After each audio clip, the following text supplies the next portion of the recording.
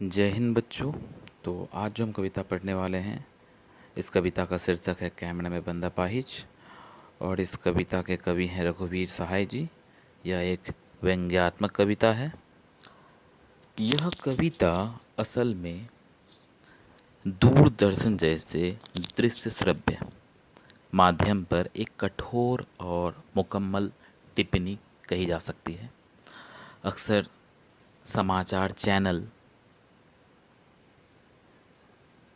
में किसी व्यक्ति या घटना की दुखपूर्ण दशा को प्रस्तुत करते समय अपनी संवेदना खोकर और पूर्णतः व्यावसायिक वृत्ति से संचालित होकर उसे अपने व्यवहार से कैसे और भी क्रूर बना देते हैं, यही बात कविता हमें बताती है। जहाँ संवेदना का सर्वोच्च स्थान होना चाहिए, स्तर होना चाहिए, वहाँ उसके उलट क्रूरता स्थान ले लेती है। तो इसे ये कविता दिखाने का प्रयास करती है। जिस समय रघुवीर सहाय जी ये कविता लिखते हैं, उस समय तो दूरदर्शन का दर्शक बहुत ही सीमित था।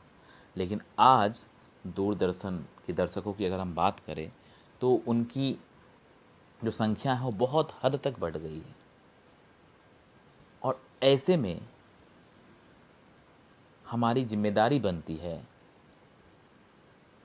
कि इन व्यावसायिक जो केवल और केवल अपने व्यवसाय के लिए संवेदना को तार तार कर देते हैं, संवेदनहीन बन जाते हैं,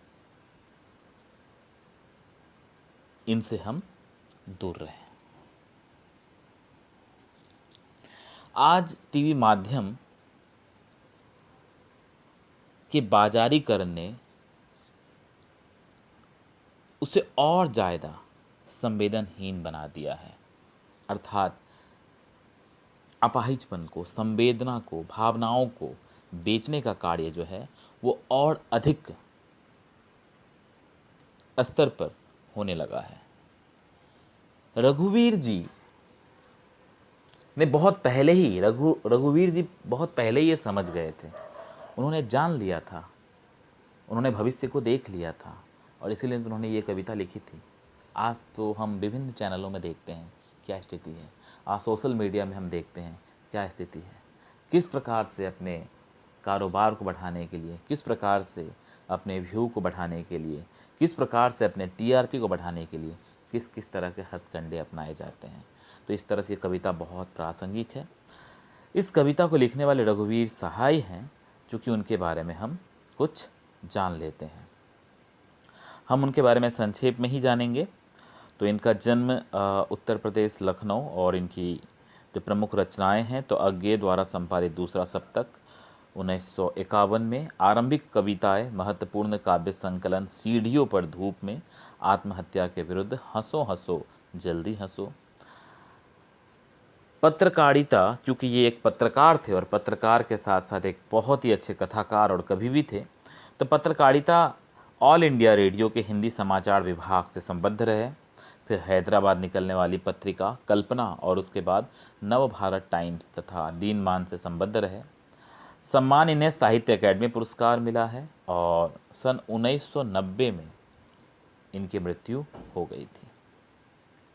कुछ होगा अगर मैं बोलूँगा, ना टूटे तिलिस्म सत्ता का, मेरे अंदर एक काया टूटेगा। तो इस तरह से आप देख सकते हो, ये हमें कहते हैं कि कुछ हो या ना हो, परंतु हमें अपना कर्म जारी रखना चाहिए। कर्म करो, फल की चिंता मत करो। कुछ होगा अगर मैं बोलूँगा, कुछ होगा अगर मैं बोलूँगा। ना टूटे तिलिस्म सत्ता का, मेरे अंदर का एक कायर टूटेगा। रघुवीर सहाय समकालीन हिंदी कविता के संवेदनशील नागर चेहरा है। इनकी कविताओं की जो भाषा होती है वो सड़क, चौराहा, दफ्तर, अखबार, संसद, बस, रेल, बाजार की बेलौस भाषा में वे कविता लिखते हैं। घर मोहल्लों के चरित्रों पर कविता लिखकर इन्हें हमारी चेतना का अस्थायी नागरिक बना देते हैं। हत्या, लूटपाट, आगजनी, राजनैतिक भ्रष्टाचार और छल छद्म इनकी कविता में उतरकर खोजी पत्रकारिता, जिसे हम स्टिंग ऑपरेशन कहते हैं, कि सनसनी रपटे नहीं रह जाती, बल्कि आत्म अन्वेषण, स्वयं के अंदर जो खोज की प्रक्रिया है उसका माध्यम बन जाती है। यह ठीक है कि ऐसे पेशे से वे पत्रकार थे, लेकिन वे सिर्फ पत्रकार नहीं थे, वे एक सिद्ध कथाकार थे, कवि भी थे। कविता को उन्होंने एक कहानीपन और नाटकीय वैभव दिया। इनकी कविताओं में ज़्यादातर बातचीत की सहज शैली को अपनाया गया है। इनकी कविताओं में हम अधिकतर वर्तमान को ही देखते हैं।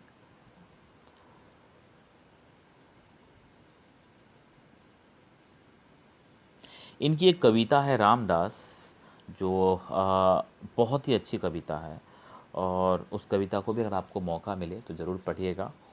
किस प्रकार से एक व्यक्ति की दिन दहाड़े हत्या की जाती है, और वो भी सारे लोगों के सामने, और उस व्यक्ति को, रामदास को पता होता है कि उसकी हत्या कब होगी, फिर भी उसकी हत्या हो जाती है। तो ये कहीं ना कहीं समाज की दयनीय स्थिति को दिखाती है, तो कि किस प्रकार से जो गुंडे होते हैं वो राजनीतिज्ञों के सह पर क्या क्या कार्य करते हैं। तो ये कविता भी बहुत अच्छी है। अगर हम कैमरे में बंद अपाहिज कविता की बात करें तो पढ़ते हैं, अत्यंत साधारण और अनायास सी प्रतीत होने वाली शैली में समाज की दारुण विडंबनाओं को पकड़ने की जो कला रघुवीर सहाय की कविताओं में मिलती है, उसका प्रतिनिधि उदाहरण है। यहाँ प्रस्तुत कविता कैमरे में बंद अपाहिज जो लोग भूल गए हैं। कैमरे में बंद अपाहिज कविता कहाँ से ली गई है? तो जो लोग भूल गए हैं संग्रह से ली गई है।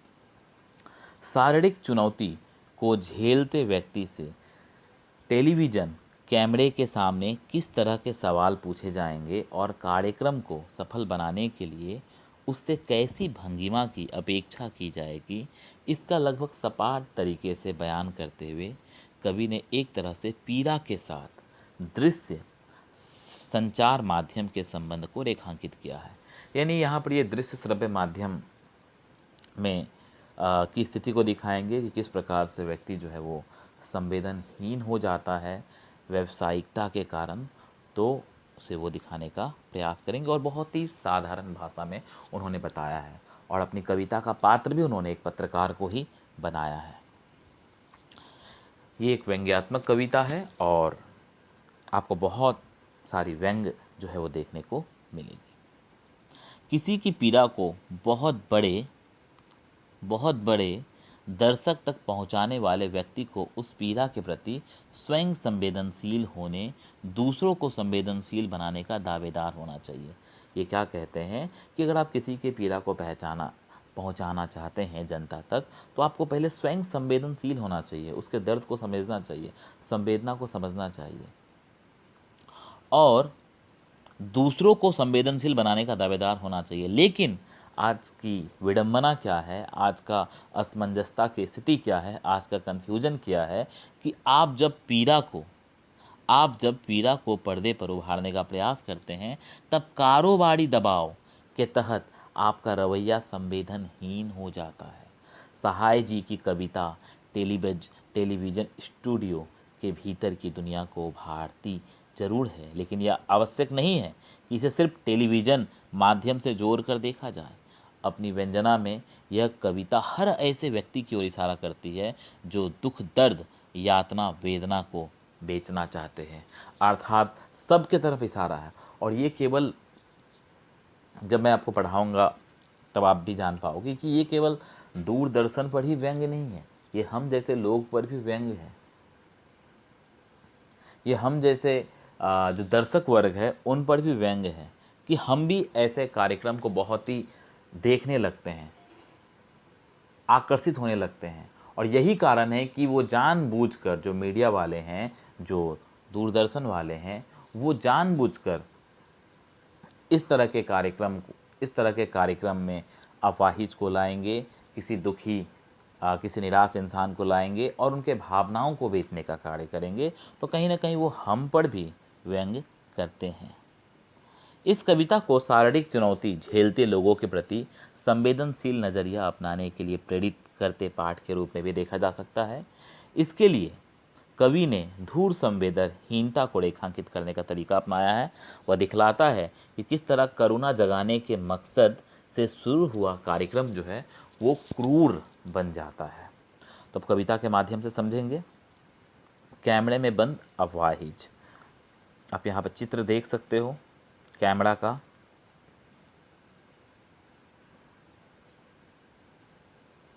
कैमरे में बंद अपाहिज।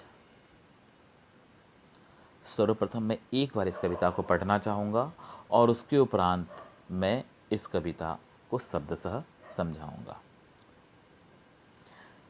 हम दूरदर्शन पर बोलेंगे, हम समर्थ शक्तिवान, हम एक दुर्बल को लाएंगे एक बंद कमरे में, उससे पूछेंगे तो आप क्या अपाहिज हैं? तो आप क्यों अपाहिज हैं? आपका अपाहिजपन तो दुख देता होगा, देता है। कैमरा दिखाओ इसे बड़ा। हाँ तो बताइए आपका दुख क्या है? जल्दी बताइए, वह दुख बताइए, बता नहीं पाएगा। सोचिए, बताइए आपको अपाहिज होकर कैसा लगता है? कैसा यानी कैसा लगता है? हम खुद इशारे से बताएंगे कि क्या ऐसा? सोचिए, बताइए, थोड़ी कोशिश करिए, यह अवसर खो देंगे। आप जानते हैं कि कार्यक्रम को रोचक बनाने के वास्ते हम पूछ पूछ कर उसको रुला देंगे। इंतजार करते हैं आप भी उसके रो पड़ने का? करते हैं? यह प्रश्न पूछा नहीं जाएगा।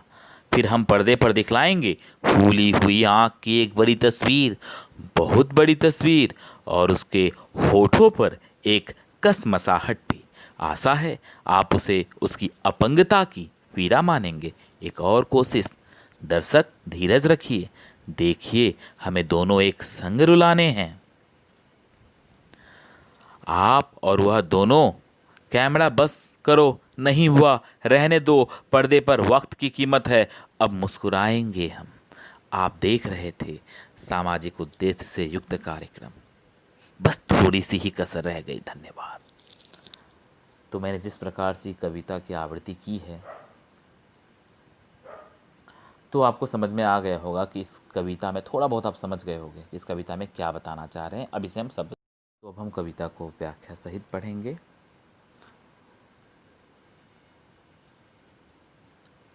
हम दूरदर्शन पर बोलेंगे, हम समर्थ शक्तिवान, हम एक दुर्बल को लाएंगे, हम एक दुर्बल को लाएंगे एक बंद कमरे में, उससे पूछेंगे तो आप क्या अपाहिज हैं? तो आप क्यों अपाहिज हैं? आपका अपाहिजपन तो दुख देता होगा। कैमरा दिखाओ इसे बड़ा।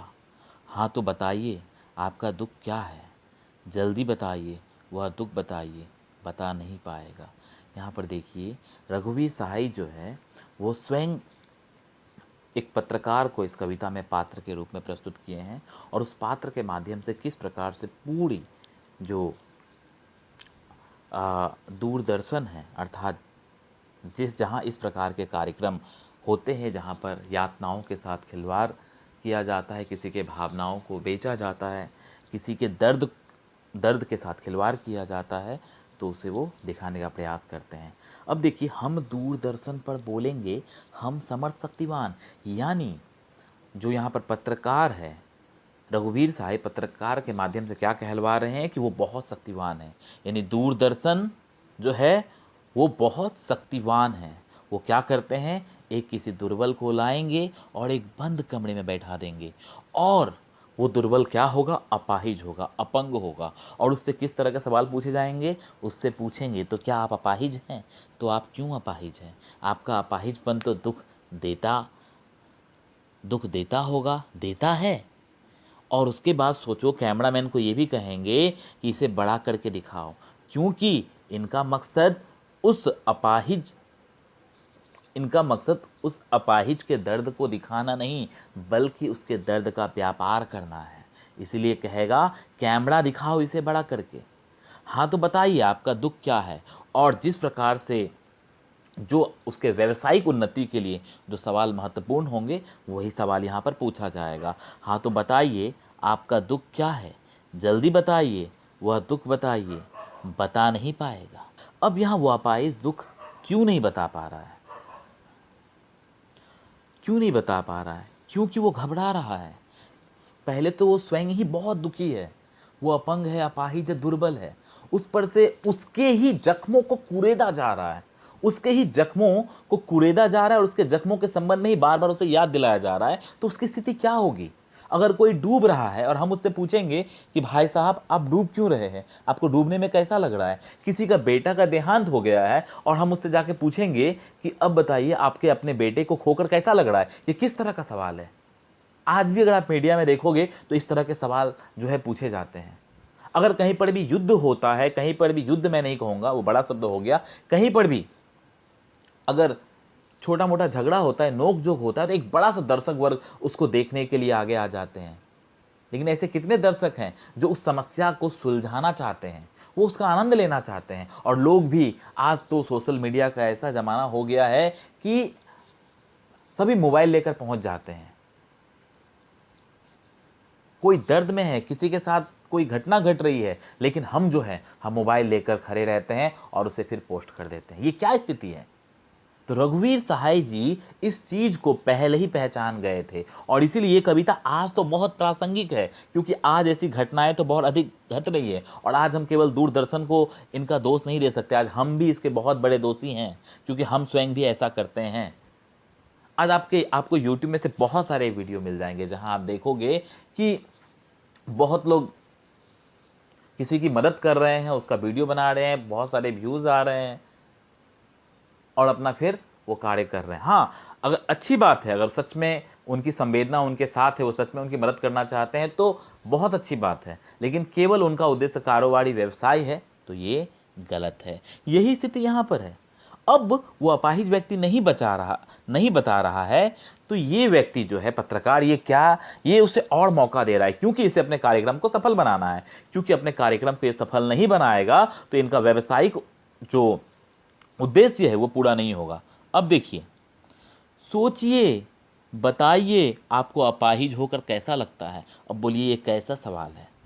पत्रकार क्या पूछ रहा है उस अपाहिज से? सोचिए, बताइए आपको अपाहिज होकर कैसा लगता है। कैसा यानी कैसा लगता है? अब वो तो बता नहीं पा रहा है, वो तो डरा हुआ है, घबराया हुआ है, उसके जख्मों को कुरेदा जा रहा है। तो ये खुद ही जो पत्रकार है, ये खुद ही इशारे से बताते हैं कि क्या ऐसा?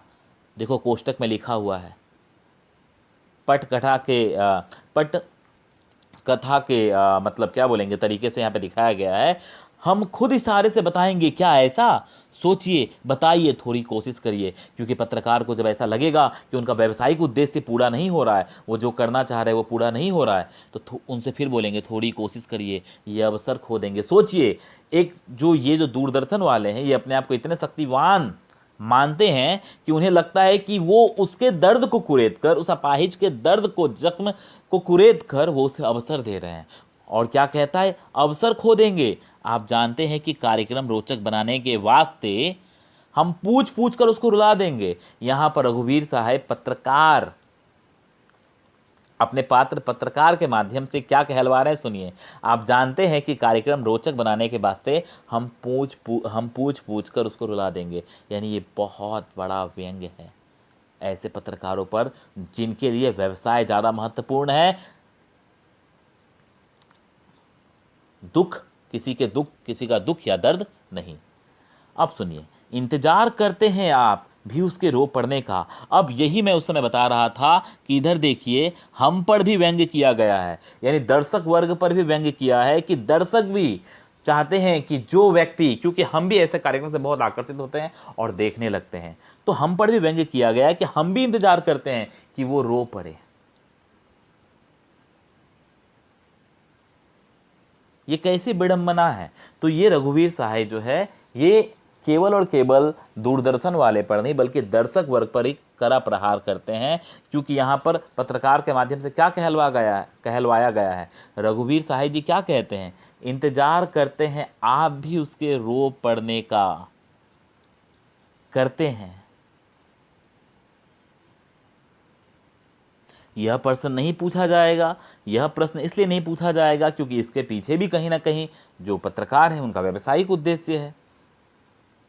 वो डायरेक्ट दर्शक को नहीं कह सकते हैं कि आप इंतजार करते हैं किसी के रो पड़ने का, क्योंकि वो अगर ऐसा कहेंगे तो उनकी व्यावसायिक क्षति हो सकती है।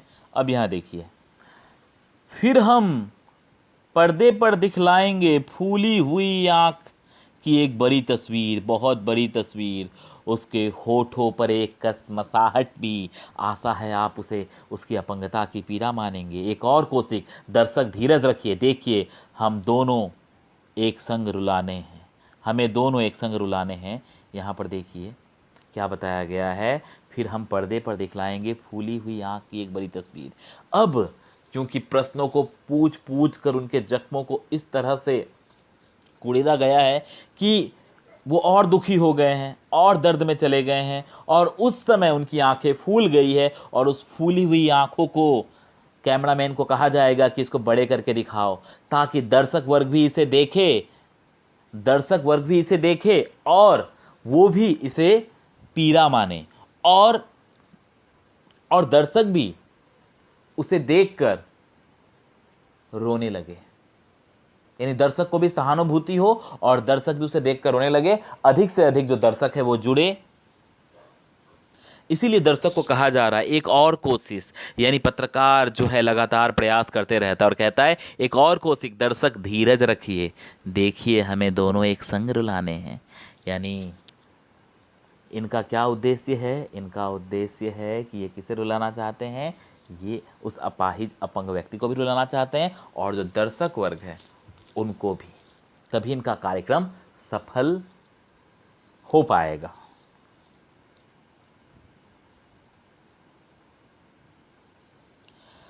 आप और वह दोनों, अभी देखिए, कैमरा बस करो, नहीं हुआ, रहने दो, पर्दे पर वक्त की कीमत है, अब मुस्कुराएंगे हम। आप देख रहे थे सामाजिक उद्देश्य से युक्त कार्यक्रम, बस थोड़ी सी कसर रह गई। जब पत्रकार अपने उद्देश्य में सफल नहीं हो पाएगा तो उसके उपरांत वो क्या कहेगा कि पर्दे पर वक्त की कीमत होती है। आप और वह दोनों, कैमरा बस करो, नहीं हुआ, जब उद्देश्य सफल नहीं हो पाएगा तो वो क्या कहेंगे कैमरामैन को कि बस करो, नहीं हुआ, क्योंकि यहाँ पर्दे पर वक्त की कीमत होती है। और उसके बाद जो दुखी होने का ढोंग कर रहे थे, जो किसी अपाहिज के संवेदनाओं को दर्शक वर्ग तक पहुंचाना चाहते थे और अंत में वो क्रूरता का रूप धारण कर लेता है, वही अब क्या कहते हैं कि वक्त की कीमत है, और अब उस कार्यक्रम के खत्म होते ही वो सब कुछ भूल जाते हैं और वो कहते हैं हम मुस्कुराएंगे। तो इस प्रकार से आप देख सकते हैं कि उनका जो वो समय होता है वो कितना व्यावसायिक होता है, उनका जो वक्त होता है वो उनके लिए कितना व्यावसायिक होता है, और उस वक्त की कीमत जब वो नहीं वसूल कर पाते हैं तो वो उस समय क्या करते हैं, उस कार्यक्रम को बंद कर देते हैं, और उसके उपरांत उनके अंदर की सारी संवेदना जो है, जो कि पहले थी भी नहीं, वो चली जाती है और वो मुस्कुराने लगते हैं और कहते हैं आप देख रहे थे सामाजिक उद्देश्य से युक्त कार्यक्रम, बस थोड़ी सी, देखो ब्रैकेट में लिखा गया है, बस ये व्यंग्य है, बस थोड़ी सी कसर रह गई, अर्थात वो अपने उद्देश्य को पूरा नहीं कर पाए। वैसे आँख तो फूल ही गया था, रुलाने का प्रयास तो किया ही गया था, और उससे उस तस्वीर को बड़ा करके दिखाया ही गया था, तो उसने अपनी तरफ से पूरी कोशिश की थी, पत्रकार ने अपनी तरफ से पूरी कोशिश की थी, लेकिन ऐसा नहीं हो पाया। तो इस प्रकार से देख सकते हो कि इस कविता में किस प्रकार से संवेदना के नाम पर क्रूरता को दिखाया गया है, किस प्रकार से एक व्यक्ति के संवेदनाओं को, भावनाओं को, जख्मों को कुरेदने का प्रयास किया गया है, और इसका उद्देश्य केवल और केवल एक ही है, वह है व्यावसायिक उद्देश्य। तो आशा करता हूँ बच्चों आपको कविता समझ में आई होगी और आपने बहुत आनंद से इसे सुना होगा। धन्यवाद। जो एक बात कहना चाहता था कि मैंने इस कविता में बार बार पत्रकार शब्द का प्रयोग किया है, तो पत्रकार शब्द के स्थान पर अगर आप दूरदर्शन कर्मी या मीडिया कर्मी शब्द का प्रयोग करोगे तो और बेहतर होगा। ओके बच्चों, धन्यवाद।